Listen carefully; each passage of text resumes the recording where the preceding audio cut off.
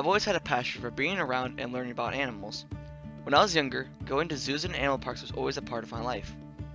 I wanted to share my passion with family and friends, so I started working with people that loved animals as much as I did, and my YouTube channel was born. Welcome back to my animal education series. Today I'm at the World Bird Sanctuary on World Eagle Day. We're going to see some of the presentations they have going on, and we're going to get some interviews in. So I'm going to show you around the place, and let's have a fun time. Welcome back to my animal education series. Today I'm here with Ben. Hello. Hello. What do we have here? This is Savo. Savo is a Bateleur Eagle. Bateleur Eagles are not found in North America. They are an African species. Where in Africa can you find these birds? You can find these all through savanna plains and wide open spaces. So people may be seeing the bright red on this bird, so how does that help them? Well, the bright red actually is somewhat of a mood ring, if you can call it that. So these are serpent eagles. They hunt for snakes. And one of the ways that they can protect themselves from being envenomated by snakes is to actually draw blood away from their face and their feet. So it looks red now, which is part of the way that they look for courtship, but they will actually pull the blood away from feet and beak, and it will turn more of a yellow color when they are in the process of hunting down and grabbing a snake that they're worried about might strike them. That's really cool. So what adaptations do they have to avoid being bitten by a snake? So one of them is the way that the scales are arranged on their feet. They overlap in such a way that actually protects them from snake bites. One of the other things that they have is they have the shortest tail of any eagle species. Their tail is only about 4 inches long. So when they land on the ground and they're posturing and looking to strike at a snake, they're also worried about the snake striking at it. So sometimes they'll take a step forward, sometimes they'll take a step back. A longer tail, they might trip over. So the short tail allows them to move backwards and forwards very easily. How does the rest of the color of this bird help it?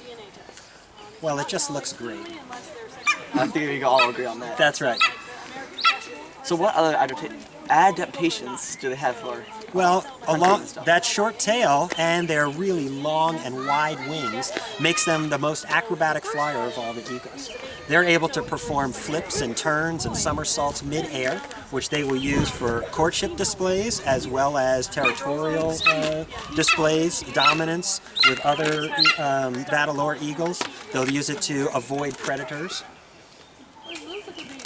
What is your favorite thing about this eagle?